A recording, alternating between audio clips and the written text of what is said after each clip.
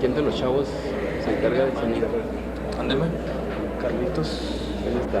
¿Cómo está?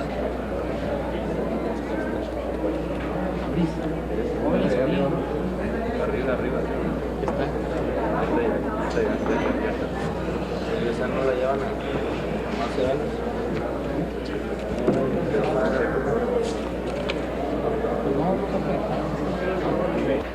Los acontecimientos últimos en nuestro país, básicamente los acontecimientos de tipo económico que han aquejado al país básicamente en estos 2 últimos sexenios. La Escuela de Economía de nuestro Instituto de Ciencias Sociales y Administración ha tenido a bien analizar por medio de este seminario la problemática económica de nuestro país a través del 6º informe de gobierno de nuestro presidente de la República, el licenciado don José López Portillo. Agradecemos a través de mi persona, la Escuela de Economía, el interés, la buena disposición de nuestras autoridades de nuestro instituto, representadas por el licenciado Carlos Silveira Saito, director de nuestro instituto, quienes nos brinda todas las facilidades para que este evento tenga el mayor realce posible y sobre todo que redunde en el análisis y en el fruto que todos y cada uno de los asistentes en el siguiente programa.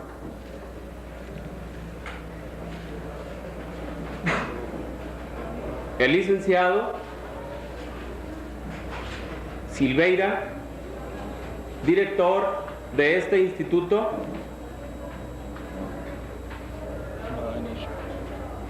ha manifestado que por razones de fuerza mayor y sobre todo por los compromisos tendrá a bien el análisis de la situación económica del problema que estamos padeciendo. Los aspectos financieros estarán al mismo tiempo siendo analizados por nuestro director de la Escuela de Economía. El contador público Gabriel Uranga Estrada, al mismo tiempo, hará compañerismo con el licenciado Eduardo Estrada con el propósito de que las ideas referentes a los aspectos financieros se traten de una mejor manera. Los aspectos económicos serán analizados por los licenciados Ramón Mario López y el licenciado Roberto Raúl Pérez González. En los aspectos administrativos tenemos la participación de los licenciados en Administración Francisco Solórzano Chavira y el licenciado Gilberto Valencia. Después de la participación de las personas que acabamos de mencionar, haremos un receso. Posteriormente, los aspectos sociales serán tratados por los licenciados Alberto Díaz Mata y por el licenciado Jorge Mario Quintana. Los aspectos políticos que encierra el mensaje del 6º informe de gobierno serán tratados por los licenciados José Suárez Arias y el licenciado Ricardo Duarte Jaques. Finalmente, se abrirá una sesión con el propósito de que el público asistente a este evento pueda cómodamente abrir el debate por medio de preguntas y respuestas.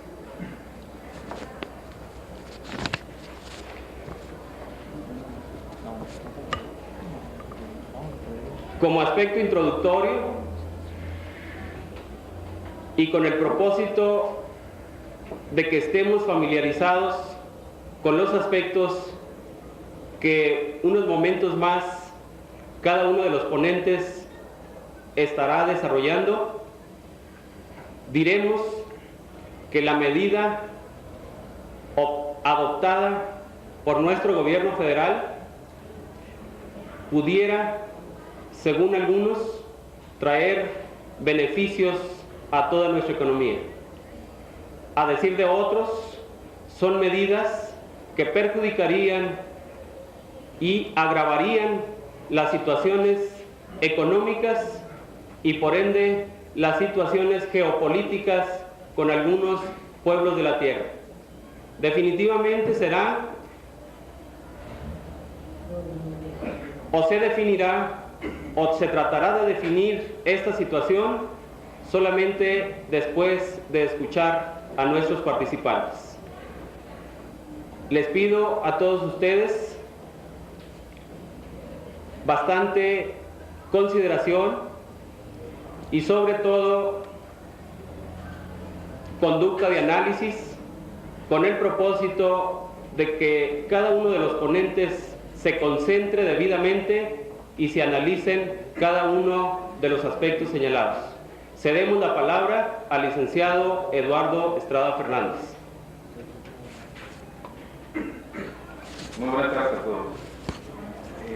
En esta ocasión, el propósito fundamental que perseguimos es, una vez más, hacer un análisis crítico en la medida de lo posible y en la medida de la capacidad de los ponentes sobre la situación económica por la que atraviesa el país. Ha sido nuestro interés en la Escuela de Economía de informar de la situación económica del país conforme se vayan desarrollando los acontecimientos, siempre tratando de dar una orientación muy especialmente a los estudiantes de la carrera de Economía, a los maestros y en general a los estudiantes y maestros de este instituto. Consideramos fundamental que esta universidad, esta escuela, norme un criterio, haga un ordenamiento de las ideas y haga una discusión de los problemas que nos aquejan a todos como mexicanos. Para iniciar, yo quiero hacer una serie de consideraciones sobre mi presentación. Solamente son reflexiones que en lo personal considero sobre la situación de nuestro país. Todos mis puntos de vista, desde luego, son rebatibles, son discutibles. Habrá gentes que estén de acuerdo, habrá gentes que puedan hacer aportaciones en mayor grado. Sin embargo, es el enfoque que yo en lo personal creo que esta situación tiene. Y para principiar, quiero señalar, se ha discutido mucho, que los hechos, los acontecimientos que recientemente están sucediendo en nuestro país no tienen una base legal o no tienen una fundamentación económica o social para que se realicen. Sin embargo, siempre hemos pensado que nuestra economía, nuestro sistema político, está fundamentado y está debidamente reglamentado desde el principio de nuestra era moderna. Si nos remontamos a principios del presente siglo, y muy concretamente después del movimiento armado de 1910, y revisamos el documento que surgió de este conflicto, concretamente la Constitución mexicana, vamos a encontrar, y esto se ha discutido en muchos foros, que el modelo de economía que tenemos y el modelo de economía que seguimos y que por lo visto se sigue trabajando está basado fundamentalmente en los principios que la Constitución establece. Si bien ahí se habla de que es una Constitución que permite las garantías y las libertades individuales en el quehacer económico, también es cierto que ya desde el principio se establecen las bases para que el Estado actúe sobre los intereses particulares. Se ha señalado que nuestro proyecto nacional, el proyecto económico nacional que México tiene, se fundamenta en esta Constitución y de ahí surge toda la fundamentación para que el Estado tome actitudes o tome políticas y las lleve a cabo. De esta manera, si vamos analizando el por qué el Estado actúa nacionalizando, por qué el Estado actúa organizando empresas, por qué el Estado actúa en el plano económico, o por qué tenemos una economía mixta, debemos de encontrar la justificación en este proyecto, en esta Constitución. El Estado se reserva el derecho de actuar en el plano económico siempre que el interés público, que el interés social sea necesario conservarlo, sea necesario desarrollarlo, aun cuando se pase sobre los intereses privados. En este entendido, debemos señalar que en el plano económico y tratando concretamente ya las medidas que recientemente se tomaron, siento que de aquí viene la fundamentación para realizar estas medidas.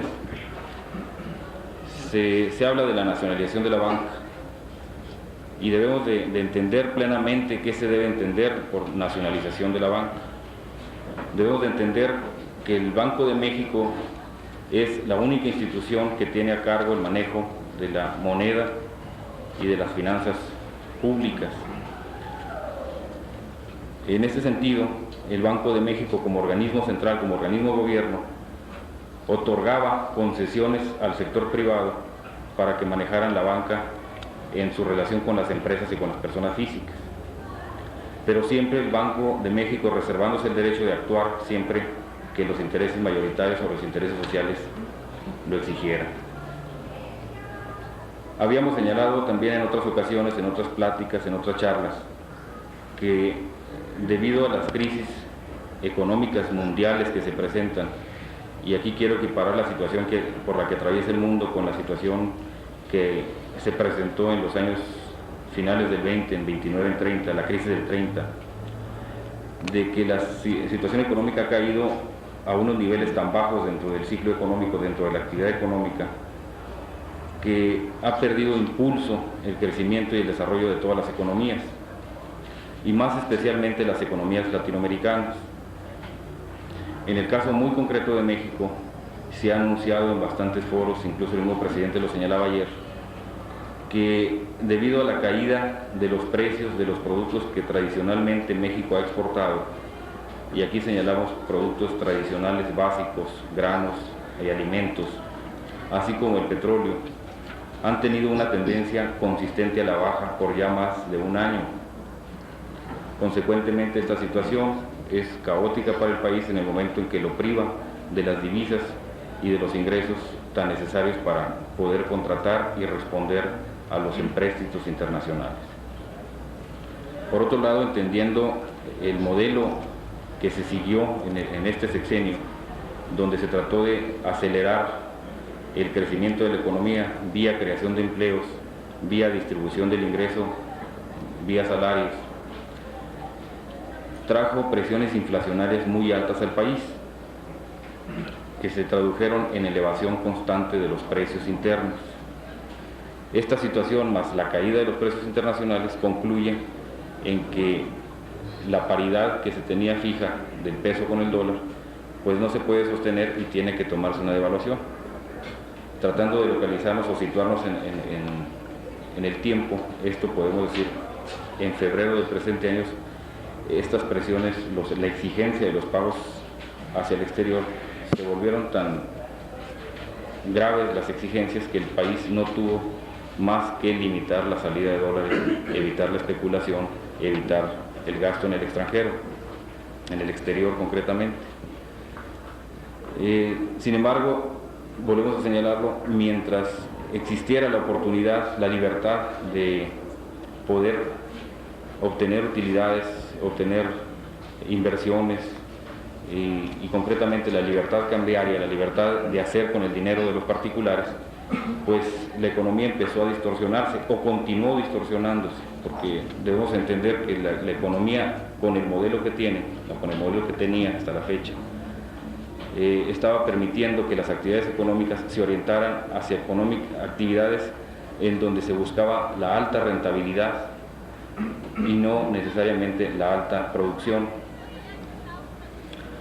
Si entendemos el modelo, el proyecto de economía tenemos, se habla de que el Estado, a través de sus empresas o a través de sus actividades, persigue beneficiar a las mayorías o persigue beneficiar a los grupos marginados, a los grupos económicamente aislados del capital. Y en este sentido, el Estado ha creado una serie de empresas o una serie de organismos que pretenden crear empleo o que pretenden producir o abastecer a la economía.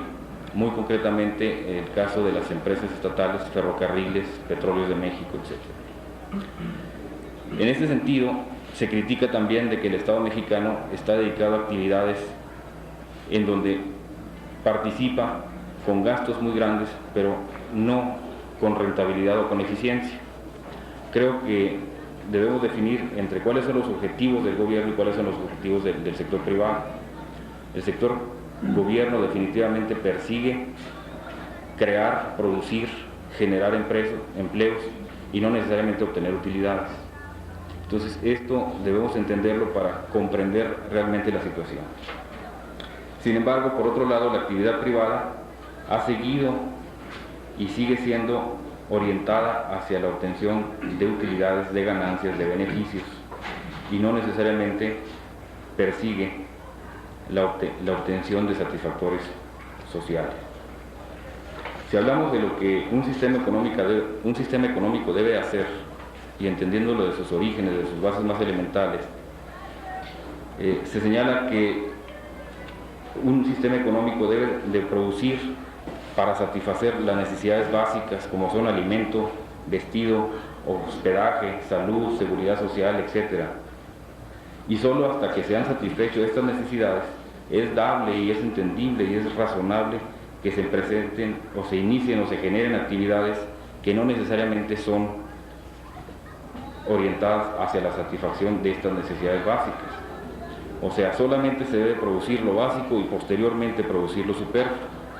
Sin embargo, la historia económica reciente nos ha enseñado, y sobre todo la vecindad con Estados Unidos nos ha enseñado, que los efectos, el efecto de demostración, la copia de un sistema extranjero, había venido distorsionando a nuestra economía, a nuestros empresarios, para que estos produjeran o estos orientaran sus inversiones en actividades en donde no necesariamente se estaban satisfaciendo necesidades sociales y sí se estaban satisfaciendo intereses netamente especulativos o netamente rentistas.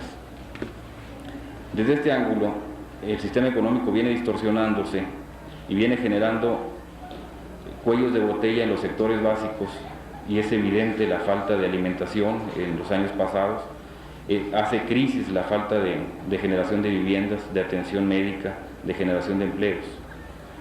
El gobierno mexicano entonces continúa con esta tendencia de tratar de satisfacer estas necesidades sociales. Sin embargo, el apoyo que debe buscar a través de los financiamientos cada vez se tornaba más difícil lograrlo. De ahí por qué el elevado gasto público y de ahí por qué la necesidad de contratar empréstitos en el extranjero para poder financiar dicho gasto. Se señalaba en el informe de ayer y se ha señalado por muchos críticos que mientras no hubiera una concentración de la banca en manos del Estado, no se podría llevar a cabo los objetivos nacionales, las prioridades nacionales que se señalan. Como ejemplo de esto, podemos señalar que era más lógico, era más rentable para el inversionista, para el banquero, para el empresario, hacer inversiones a plazo fijo en los bancos o acaparar bienes raíces o finalmente comprar dólares y especular con ellos, o bien crear industrias en donde se produjeran artículos de lujo, en donde la rentabilidad fuera más alta, caso automóviles, artículos electrónicos, etc. Todas estas situaciones o este desorden en la economía, es decir, la actividad privada concentrada en actividades de alta rentabilidad y el Estado tratando de crear las empresas que satisfacieran las necesidades sociales, nos vienen a presentar un cuadro de desequilibrio y definitivamente en donde el Estado mexicano estaba actuando a través de la concesión que había otorgado para beneficio de grupos económicos principalmente, y de ninguna manera tratando de proteger a los sectores marginados. El Estado mexicano inicia, y ya desde hace varios sexenios, la política de controlar precios en los artículos básicos, de controlar utilidades en algunos renglones y de controlar a la economía a través de las empresas estatales y de los organismos descentralizados. En fin, tratar de crear un aparato productor y distribuidor que se encaminara a promover, estimular, impulsar y generar satisfactores económicos y sociales. En fin, el Estado mexicano estaba tratando de crear el crecimiento y el desarrollo económico, pero la base financiera, la base de apoyo financiero, la base monetaria, no la tenía bajo control.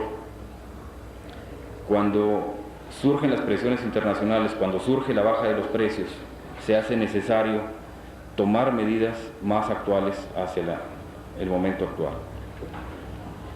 Muchos críticos, principalmente del Partido Socialista Unificado de México, o muchos críticos inclusive de partidos de izquierda, pero no afiliados a partidos o partidos registrados, concretamente Berto Castillo, ya hacían señalamientos de que el Estado mexicano debería nacionalizar los medios financieros para efecto de poder desarrollar a la economía más adelante. Sin embargo, por situaciones desconocidas y fácilmente imaginables, podíamos interpretar una alianza del Estado con los sectores financieros, no toma las medidas en el tiempo en que éstas se sugerían, sino que es hasta ahora, en estos momentos, cuando la crisis realmente toca fondo, podríamos señalarlo así, o al menos yo lo concluyo así, cuando la economía se enfrenta a una crisis profunda, auténtica, que inclusive los organismos internacionales, caso Fondo Monetario y concretamente Estados Unidos, exigen a México que reordene su economía, es cuando el Estado mexicano encuentra como única salida la nacionalización de la banca, el control de la banca para efecto de poder impulsar aún más los programas de desarrollo. Para ilustrar con un poco de ejemplo, encontrábamos que en los últimos tiempos era más redituable poner el capital en los bancos que invertirlo en actividades productivas o en la generación de empleos. Es inconcebible, en mi sentido también en mi opinión muy particular, que una economía no puede darse el lujo de estar produciendo lo superfluo o estar produciendo lo secundario si no ha satisfecho las necesidades básicas primarias.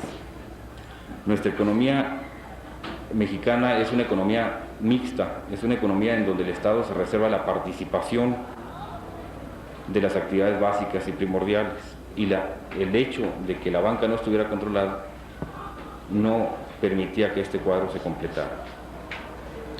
Siento que con esta medida, con la nacionalización de la banca, es posible ahora señalar a futuro que México resurgirá y podrá expandir su actividad económica hasta mejores niveles y poder solucionar o impulsar sectores que han estado rezagados al tener el control de la banca, el control de la finanza, y no permitir la especulación y no permitir las actividades rentistas de alta rentabilidad, y sí orientar y reordenar la economía hacia actividades en donde definitivamente se satisfagan necesidades básicas como las que hemos señalado. El día de hoy lo veíamos cuando el presidente, reunido con sectores de izquierda y con grupos populares en la capital de la República, se compromete a actuar definitivamente a favor de ellos.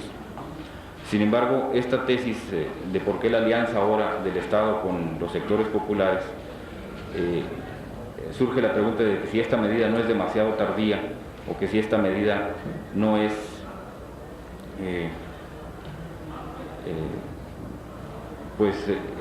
en busca de un escape o en busca del control de una situación política y social. Se menciona inclusive en foros internacionales que de continuar las tensiones como se están presentando y como se pueden presentar la reacción del sector privado en contra del Estado, puede inclusive generarse una crisis política más profunda de la que actualmente existe. Para nosotros, como estudiantes o como estudiosos o como profesionistas de la economía, en lo personal consideramos que esta medida viene a resolver, viene a dar la pauta para que el Estado mexicano, concretamente México, sienta o reciba las bases para poder expandir hacia mayores niveles el sistema económico que tenemos. Con esto quiero dar por concluida mi plática, solamente para esbozar esta situación, este sentimiento, y sí dejar en voz del contador Gabriel Uranga la descripción más técnica, más precisa de los aspectos que se tratan en los decretos y de las implicaciones que concretamente tienen que ver el control de bancos. Muchas gracias.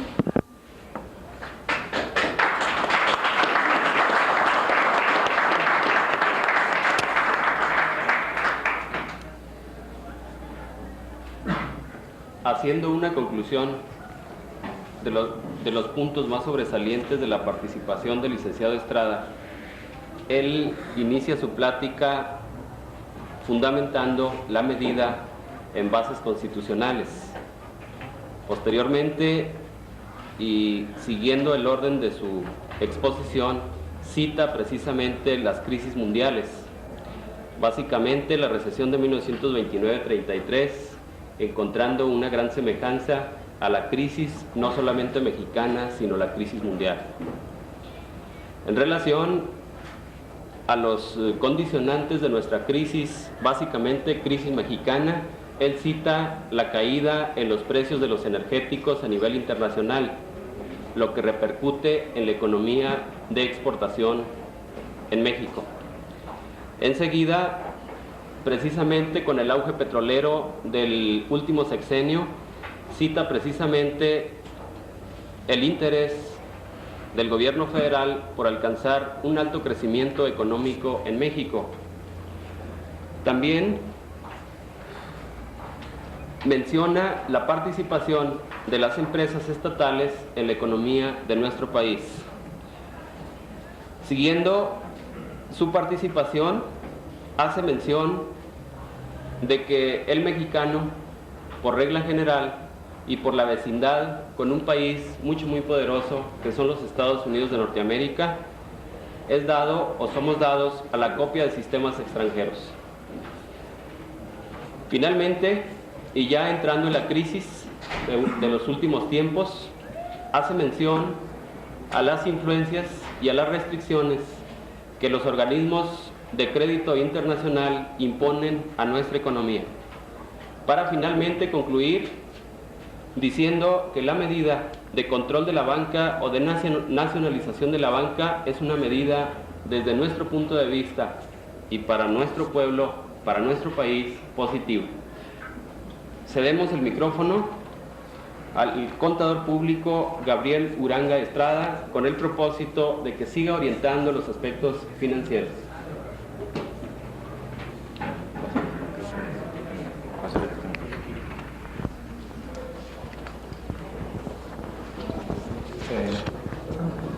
¿Este es el que es, ¿vale? Buenas noches. Nos ha tocado participar en el aspecto financiero que mencionó en su sexto informe el ciudadano presidente de la República.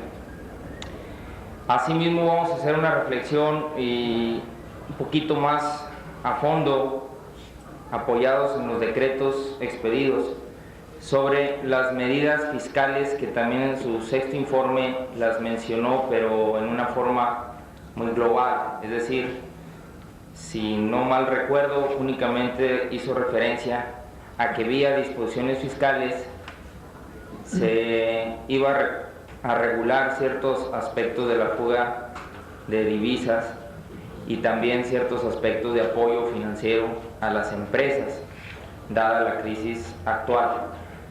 Haremos pues referencia en ese orden de ideas.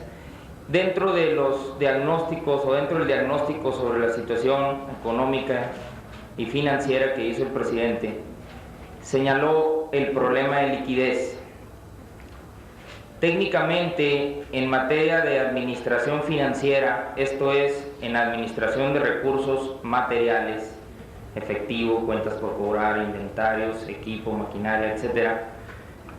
En materia de administración financiera se entiende problemas de liquidez cuando los compromisos en el corto plazo son mayores a las disponibilidades en el corto plazo. Los contadores le llamamos el activo circulante, lo disponible no alcanza a cubrir el pasivo circulante. Dentro de ese diagnóstico de liquidez, entonces bosquejamos que existe problemas de liquidez en el sector público, así lo diagnosticó él dentro de otros aspectos económicos. La causa fundamental que él argumentó fue muy similar a cuando las empresas o nosotros, personas físicas, nos hacemos un programa de gastos o de pagos, ¿verdad?, en base a unos futuros ingresos o a unos ingresos que actualmente percibimos. Cuando nosotros nos han prometido un trabajo o nos dicen que vamos a ganar 100,000 pesos al mes, tomamos como base para planear nuestros gastos esos 100,000 pesos que vamos a percibir. Sucede de que empezamos a erogar, a hacer gastos en base a ese presupuesto de los 100,000. Haciendo una similitud, el gobierno federal proyectó su modelo de desarrollo, su crecimiento económico, en base esencialmente a una captación de divisas vía ventas de petróleo, ingresos por exportación de petróleo. Entonces empezamos nosotros a gastar, necesario o no necesario, igual que las personas físicas, a veces los gastamos en unas bebidas, a veces los gastamos en alimentos, a veces en cosas necesarias y a veces en cosas no necesarias. Es manejado por humanos, lo económico como también la economía familiar está manejada, ¿verdad? Entonces el gobierno gastos necesarios y no necesarios los hace, pero se excede a esos ingresos. Es decir, las bases en las que proyectaron sus ingresos empiezan a verse mermadas por la baja de los precios en el mercado internacional. Lo mismo que le ocurriría a la persona cuando va a fin de mes a cobrar y le dice, fíjese que los 100,000 que le prometí pagar siempre no, ahora son 80,000. Ah, caray, pues me descontroles, tengo problema de liquidez, el lunes va a venir a cobrarme de la mueblería, el de esto, etc. Eso es problema de liquidez entonces, en términos muy generalizados y tratando un lenguaje sencillo. Ahora bien, al tener el problema de que los compromisos en el corto plazo tienen que ser cubiertos y para ello se nos dio una prórroga de 90 días y lógicamente los compromisos en el exterior se pagan en la divisa que regula el comercio internacional, una de ellas el dólar. Hay que pagarlos en dólares, entonces hay que captar nuevamente dólares. Igual que la persona física que se gastó 120,000 pronosticándose 100,000 para percibir, dice acá, pues tengo que trabajar más o conseguir otros ingresos prestados o alguna vía de ese tipo. Uno de los mecanismos que tiene el gobierno pues es el efecto de una medida monetaria, la devaluación. Al devaluar logra captar por sus ventas mayores divisas y con ellas cubrir en el corto plazo sus compromisos. Nada más que esta vez no alcanzaron, es decir, ni la medida devaluatoria alcanzó para captar las divisas necesarias para hacer frente a esos compromisos en el corto plazo.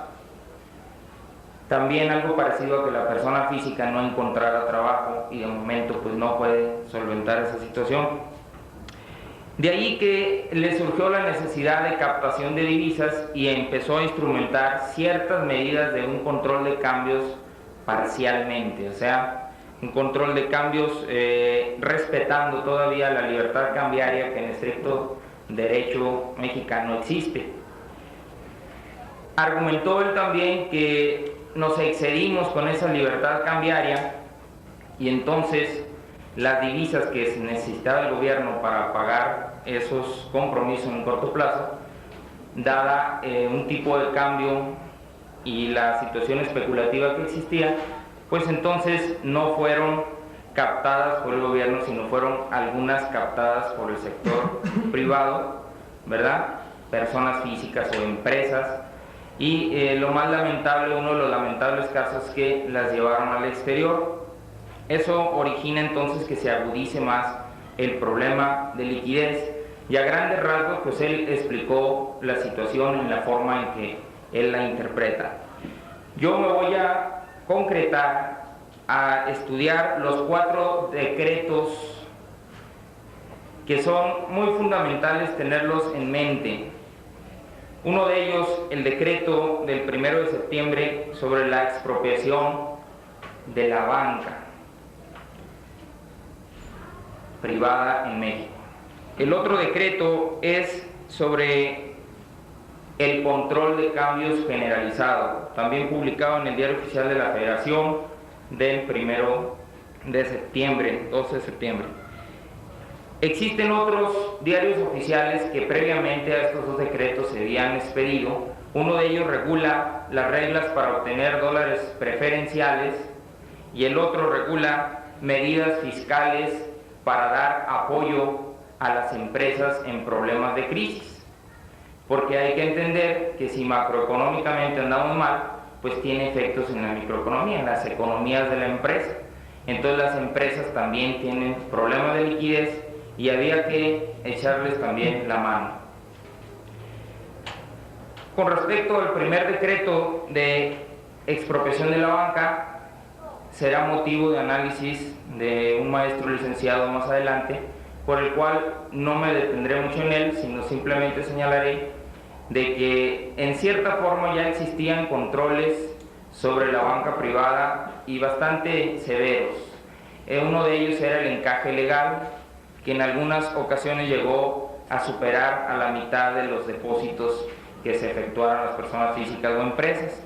Otra medida de control también que tenía establecida era que la Comisión Nacional Bancaria regulaba a las instituciones de crédito, la regula, y no se expedía ningún estado financiero, ningún estado de resultados de los bancos, si no estaba la aprobación e incluso a veces en algunos casos la revisión por parte de la Comisión Nacional Bancaria perteneciente a la Secretaría de Hacienda y Crédito Público.